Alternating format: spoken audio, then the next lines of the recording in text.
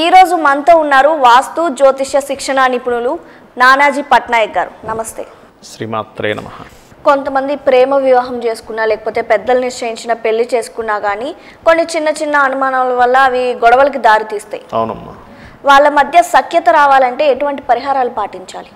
ఇక్కడ రెండు విషయాలు తల్లి. ఒకటేమో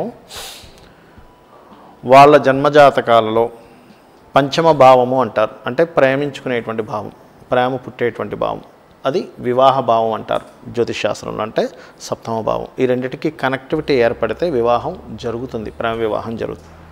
అటువంటి కనెక్టివిటీ లేనప్పుడు పెద్దలు కుదిర్చినటువంటి వివాహం జరుగుతుంది. అయితే ఇక్కడ ఏంటంటే సమాజంలో ప్రేమ వివాహం చేసుకున్న గొడవలు వస్తుంటాయి, పెద్దలు కుదిర్చిన వివాహం చేసుకున్న వాటిలో కూడా గొడవలు ఉంటాయి. ఇందులో ఖచ్చితంగా ఉంటాయి, ఇందులో ఖచ్చితంగా ఉండవు అనేటువంటిది లేదు. ఓకే, ఇప్పుడు అసలు గొడవ ఎందుకు వస్తుంది అనే విషయం మనం పట్టుకోవాలి. ఫస్ట్ పాయింట్ నెంబర్ 1, ఎందుకు వస్తుంది అంటే భార్యాభర్తల మధ్యనే కాదు, అన్నతమ్ముల మధ్యన వస్తుంది, తల్లి కూతురు మధ్యన వస్తుంది, తండ్రి కొడుకుల మధ్యన కూడా వస్తుంది. అంటే ఇక్కడ అర్థం ఏంటి?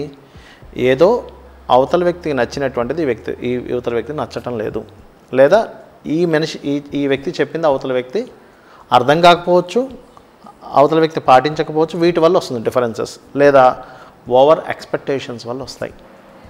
ఎక్స్పెక్టేషన్ ఏదో ఉంటుంది. ముఖ్యంగా లవ్ మ్యారేజెస్లో ఏమవుతుందంటే ప్రేమించుకునే సమయంలో వాళ్ళకు దొరికే తక్కువ సమయం కాబట్టి ఎక్కువ చూపించుకుంటారు ప్రేమని. ఇదే సేమ్ కంటిన్యూ అవుతుందేమో ఆఫ్టర్ మ్యారేజ్ తర్వాత కూడా అని అనుకుంటారు. మ్యారేజ్ తర్వాత ఏమో బాధ్యతలు పెరుగుతాయి, నన్ను పట్టించుకోవట్లేదు అనేటువంటి భావన పెరుగుతూ ఉంటుంది. అదేకాక ఇవాళ రేపు ఉన్నటువంటి కల్చర్లో ఏంటంటే ఫోన్స్ వచ్చేసాయి మనందరికీ కూడా. మనం ఫోన్లు చూసుకోవడానికి టైం సరిపోతుంది. ఎప్పుడైతే ఫోన్లు చూసుకుంటూ ఉన్నామో ఫోన్లోనే ఉండిపోయేసరికి మనిషిని పట్టించుకోపోయేసరికి కొన్ని రోజులు బాగుంటుంది, కానీ తర్వాత ఏమవుతుందంటే లోన్లీనెస్ పెరుగుతూ ఉంటుంది. ఆ మనిషి ఏమో ఆ వ్యక్తి ఆ అలవాటును మానుకోలేకపోతుంటాడు. అంటే ఇక్కడ ఏంటి మనం అర్థం చేసుకోవాల్సింది, పాయింట్ నెంబర్ 1, వివాహానికి ముందుకి వివాహం తర్వాతకి మనిషికి బాధ్యతలు పెరుగుతాయి, టైం వేరుగా ఉంటుంది. అది న్యాచురల్గా కొన్ని జరుగుతూ ఉంటాయి అనేటువంటిది ఒకటి అర్థం చేసుకోవాలి. ఫోన్ ఎంతవరకు వాడాలో అంతవరకే వాడాలి. ఇంట్లో ఒక రూమ్లో భార్యాభర్తలు ఉన్నప్పుడు ఫస్ట్ ఫోన్ పక్కన పెట్టేసి వాళ్ళిద్దరూ స్పెండ్ చేయడం అనేటువంటిది అలవాటు చేసుకోవాలి. మూడోది ఏంటంటే చాలా మటుకు మీకు డిఫరెన్సెస్ ఎందుకు వస్తాయి తెలుసా అమ్మ? ముఖ్యంగా 2 విషయాల వల్ల వస్తాయి. ఇవి చెప్పి నేను మీకు రెమెడీస్ కూడా చెప్తాను జ్యోతిష్ శాస్త్రరీత్యా. ఎందువల్ల వస్తాయంటే 2 ముఖ్యమైనటువంటి విషయాల ద్వారా వస్తాయి. ఏంటంటే ఎవరైనా కొత్తగా పెళ్ళైనటువంటి దంపతులు చిన్న చిన్న గొడవలు పడ్డప్పుడు తల్లిదండ్రులకు చెప్పుకుంటారు.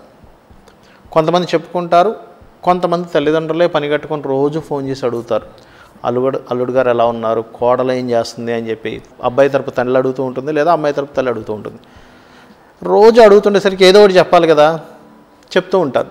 వీళ్ళ మధ్యన వీళ్ళు ఎంటర్ అవుతారు. పొరపాటును కూడా భార్యాభర్తల మధ్యన తల్లిదండ్రులు ఎంటర్ అవ్వకూడదు. ఒకవేళ ఎంటర్ అయినా మంచి చెప్పాలని చెప్పి ఎంటర్ అయినా పొరపాటును కూడా ఒక మాట వాడకూడదు. ఏంటంటే అడ్జస్ట్ అవ్వాలనే వర్డ్ మీరు వాడకూడదు ఎప్పుడు కూడా.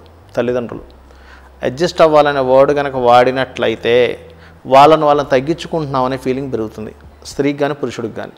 ఎప్పుడైతే మనం తగ్గించుకుంటున్నాం అనేటువంటి భావన మనలో పెరిగిందో ఏమవుతుంది, మనకి ఆటోమేటిక్గా కోపం పెరుగుతుంది. తగ్గించుకుంటున్నప్పుడల్లా అణిచిపెట్టుకుంటున్నప్పుడల్లా కోపం పెరుగుతూ ఉంటుంది.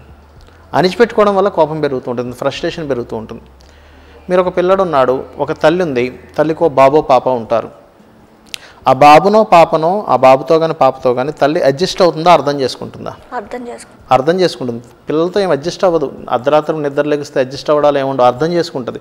ఎందుకు ఏడుస్తున్నాడో, వాడికి పాలు కావాలా, చీమ కొట్టిందా, లేకపోతే ఎందుకు ఏడుస్తున్నాడో, వాడి కడుపు నొప్పి లేచిందా అని చెప్పి ఏడ్చుకొని చేస్తుంది. అలాగే భార్యాభర్తలు కూడా అడ్జస్ట్ అవ్వడం కాదు, అర్థం చేసుకోండి అని చెప్పి ప్రారంభించాలి వీళ్ళకి. అంటే ఏంటి, నువ్వు అర్థం చేసుకో ఎందుకు అలా ప్రవర్తిస్తున్నాడు అబ్బాయి, లేదా ఆ అబ్బాయిని చెప్పాలి, అమ్మాయి ఎందుకు అలా ప్రవర్తిస్తుందో అర్థం చేసుకో అని చెప్పాలి. అప్పుడు ఏమవుద్దంటే అర్థం చేసుకోవడం అనేటువంటి కాన్సెప్ట్ ఎప్పుడైతే మైండ్లోకి వచ్చిందో ఏం ప్రాబ్లం ఉందనేటువంటిది అర్థమవుతుంది. అక్కడ అవతల మనిషికి ఏ ప్రాబ్లం ఫేస్ చేస్తుంది, అందుకు ఇలా ప్రవర్తిస్తుందేమో అనేటువంటి అబ్బాయికి అర్థమవుతుంది, అమ్మాయికి అర్థమవుతుంది. అదే అడ్జస్ట్ అవ్వన్నాం అనుకోండి, అంటే అవతల వాళ్ళు అలా చేస్తున్నా నేను భరించాలన్నమాట, మా అమ్మ నాన్న కూడా ఆఖరికి నన్ను ఇదే అంటున్నారు అనేటువంటిది వస్తుంది. ఇదొకటి. రెండవది ఏమవుతుందంటే ప్రాబ్లం, ముఖ్యంగా మీరు చాలా విషయాలు నా దగ్గర దాచేస్తున్నాడని ఫీల్ అవుతూ ఉంటారు. భార్య కానీ భర్త కానీ ఏమీ చెప్పట్లేదు, ఈ మధ్య నా దగ్గర దాచేస్తున్నాడు, అన్నీ దాచేస్తున్నాడు అని స్త్రీ అనుకుంటే పురుషుడు అనుకుంటారు. ఎందుకు దాస్తారు తెలుసా? అసలు చెప్పిన ప్రతి మాటని వ్యతిరేకించడం వల్ల దాస్తూ ఉంటారు. నేను పలానా దగ్గరికి వెళ్ళాను, అబ్బాయి చెప్పాను, నువ్వు అసలు ఎందుకు వెళ్తున్నావు వాళ్ళ దగ్గరికి, నువ్వు వెళ్ళకు అంటుంది స్త్రీ. లేదా పలానా వ్యక్తితో నేను వాళ్ళు మాట్లాడాను, ఒక స్త్రీ చెప్పింది అనుకోండి పురుషుడితోని, నువ్వు వాడితో ఎందుకు మాట్లాడుతున్నావు, నీకు తెలియదు వాడు మంచోడు కదా, ఇంకా స్టార్ట్ చేస్తాడు. ఎందుకంటే తెలియని ఒక ఇన్సెక్యూరిటీ ఫీలింగ్ వల్ల. అప్పుడు ఏమవుతుంది, దాచిపెట్టడం స్టార్ట్ అవుతుంది. దాచిపెట్టడం దగ్గర నుంచి మొదలవుతాయి అన్ని విషయాలు. అదే ఫ్రెండ్స్కి మనం చూడండి, ఫ్రెండ్స్ దగ్గర ఏది దాయం, తల్లిదండ్రుల దగ్గర లేకపోతే మన రిలేషన్స్ దగ్గర దాస్తూ ఉంటాం. ఎందుకు, వాళ్ళు వ్యతిరేకిస్తారనే భావంతో. ఎప్పుడు కూడా వ్యతిరేకించకూడదు. వ్యతిరేకించడం దగ్గర నుంచి దాయడం స్టార్ట్ అవుతుంది. ఒక వ్యక్తి ఏదైనా విషయాన్ని దాస్తున్నాడంటే వీళ్ళకి చెప్పకూడదని ఫీల్ అవుతున్నాడు ఆ వ్యక్తి. ఎప్పుడైతే ఫ్రీగా ఉంటామో, అన్నీ ఎప్పుడైతే షేర్ చేసుకునే ఫ్రెండ్స్ లాగా ఉంటారో, అప్పుడు వాళ్ళిద్దరి మధ్యన అన్నీ షేర్ చేసుకోవడం అలవాటు అయిపోతే, ఏది దాయకూడనటువంటి విషయాలు ఇదైనప్పుడు ఆటోమేటిక్గా అన్నీ సెట్ అయిపోతూ ఉంటాయి. అలా అని మ్యారేజ్కి ముందు జరిగినటువంటి ఏవో అఫైర్స్ అవన్నీ అవి కొంచెం దాయాలి. అవన్నీ కూడా చెప్తే ఇబ్బంది వస్తుంది, చెప్తున్నా. సో ఇవి ముఖ్యంగా. సరే, ఇప్పుడు మనం రెమెడీస్ దగ్గరికి వద్దాం అండ్ వాస్తు దగ్గరికి వద్దాం. రెమెడీస్ ఏమిటి అంటే, ఎవరికైనా సరే బాగా అంటే మ్యారేజ్ అయ్యి కూడా ఇబ్బంది పడుతున్నారంటే వాళ్ళకి ఫస్ట్ చంద్రుడి యొక్క నక్షత్రాలు మ్యాచ్ అవ్వలేదు, అంటే మనసులు మ్యాచ్ అవ్వలేదు, అట్రాక్షన్ జోన్స్ మ్యాచ్ అవ్వలేదు, కానీ వివాహం అయిపోయింది. కానీ వివాహానికి ముందు ఇవి చూసుకోవాలి ఫస్ట్. మ్యాచ్ అవ్వనప్పుడు మరి ఏం చేయాలి? అస్సలు ఇంకా రెమెడీ ఏమిటి? లలితా సహస్రనామాల్లో శివకామేశ్వరాంకస్త శివ స్వాధీన వల్లభ ఈ నామం చెప్పారు. అంటే స్వామివారి ఎడమ తొడం మీద అమ్మవారు కూర్చొని అతన్ని స్వాధీనపరుచుకుందట. ఓం శివకామేశ్వరాంకస్త శివ స్వాధీన వల్లభాయై నమః అని ఎవరైనా సరే, అది స్త్రీ కావచ్చు పురుషుడు కావచ్చు, ఒక అరగంట సేపు కనుక ఈ నామం కనుక చాంటింగ్ చేసినట్లయితే 100% వాళ్ళిద్దరూ చాలా అన్యోన్యంగా ఉంటారు. పార్వతీ పరమేశ్వరులు ఎలా ఉంటారో అలాగే. రెండవది, నైరుతి భాగంలో, వాళ్ళ ఇంట్లో నైరుతి భాగంలో అండ్ ఆగ్నేయ భాగంలో, ప్రత్యేకంగా నైరుతిలో పింక్ కలర్ ఉండాలి, ఆగ్నేయంలో కూడా పింకిష్ కలర్స్ ఉంటాయి. భార్యాభర్తల మధ్య అన్యోన్యత పెరుగుతుంది. పొరపాటును కూడా నైరుతి వైపు గ్రీన్ కలర్ ఉండకూడదు. గ్రీన్ కర్టన్స్, గ్రీన్ బీరువాలు, గ్రీన్గా ఉండేటువంటి కబోర్డ్స్, గ్రీన్ కలర్లో కబోర్డ్స్ ఉంటాయి కొంతమందికి, దాని మీద వేసుకునేటువంటి అవి ఉన్నట్లయితే అద్దం ఉన్న నైరుతిలో భార్యాభర్తల మధ్య మనస్పర్ధలు గొడవలు వస్తూ ఉంటాయి. ఇవి మెయింటైన్ చేస్తూ ఇది కనుక చేసినట్లయితే 100% వాళ్ళిద్దరి మధ్య అన్యోన్యత అనేటువంటిది పెరుగుతుంది. గ్రీన్ కర్టెన్స్ అనేది ఏదైనా రీజన్ ఉందా స్వామి? ఎయిరీ ఎలిమెంట్ అనేటువంటిది అక్కడ ఉండేటువంటి ఎర్త్ ఎలిమెంట్కి సెట్ కాదు. ఎయిరీ ఎలిమెంట్ అంటే ఏంటంటే మొక్కలు చెట్లు పర్టికులర్గా వేర్లు భూమిని చీలుస్తాయి. ఓకే, వేర్లు ఎప్పుడైతే భూమిని చీలుస్తాయో, నైరుతి ఎర్త్ ఎలిమెంట్ కాబట్టి నైరుతిలో భార్యాభర్తల సఖ్యత అనేటువంటిది ఉంటుంది కాబట్టి వాళ్ళిద్దరి మధ్యన కూడా చీలికలాట అనేటువంటిది వస్తుంది. అందుకని చెప్పి గ్రీన్ కలర్ వద్దంటారు. అండ్ నిద్రపోయేటప్పుడు కాళ్ళు అటువైపు పెట్టద్దు, దేవుడి వైపు కాళ్ళు పెట్టద్దు, ఇలా చెప్తూ ఉంటారు. ఏ దిశలో నిద్రిస్తే ఎటువంటి యోగం కలుగుతుంది అసలు? ఫస్ట్ ఆఫ్ ఆల్ ఏంటంటే, మనకి విశ్వకర్మ ప్రకాశికలో చెప్పినటువంటి అంశం ఏమిటి అంటే, దక్షిణే శయనం తత శ్లోకం, సింపుల్ శ్లోకం. దక్షిణే శయనం తత అంటే దక్షిణం వైపు నిద్రపో. ఎందుకు అంటే, సైంటిఫిక్గా కూడా మనకి నార్త్ పుల్ ఉంటుంది తెలుసా మీకు? నార్త్ పుల్ అంటారు. నార్త్ వైపు లాగడం జరుగుతుంది సైంటిఫిక్గా కూడా. మీరు ఒక చిన్న ఇనప ముక్కను తీసుకొని మ్యాగ్నెట్కి బాగా రాసి మీరు వాటర్లో కానీ నిలబడి పెడితే అది అటువైపు నార్త్ వైపే తిరుగుతూ ఉంటుంది. ఎందుకంటే నార్త్ పుల్ ఉంది కాబట్టి. చాలామంది ఏమనుకుంటారంటే, గాలిలో తిరిగేటువంటి భూమికి దిశలు ఏంటి అనుకుంటారు. మన నార్త్ వైపు ఎందుకు చూపిస్తుంది? అది సింపుల్గా లాజిక్గా ఆలోచిస్తే, దిశలే లేనప్పుడు నార్త్ వైపు ఎందుకు చూపించాలి? వేరే వైపు చూపించవచ్చు కదా. నార్త్ పుల్ ఉంది కాబట్టి నార్త్ నుంచి మనకి ఇది అవుతుంది. అందుకని అసలు దక్షిణ వైపు ఎందుకు పడుకోవాలి ఫస్ట్? ఎందుకంటే సైంటిఫిక్ రీజన్ ఉండాలి దీనికి. నేను ఏదో చెప్పేశాను, విశ్వకర్మ ఏదో రాశాడంటే కాదు. మనకి అసలు నిద్ర ఎందుకు పోతాం అనే పాయింట్ దగ్గర నుంచి స్టార్ట్ అవుతుంది ఇది. నిద్ర ఎందుకు పోతామంటే, మనకి ఎనర్జీ రావడానికి నిద్రపోతాం. అలసిపోతాం కదా, ఎనర్జీ గెయినింగ్ అనేటువంటి నిద్ర ద్వారా వస్తుంది.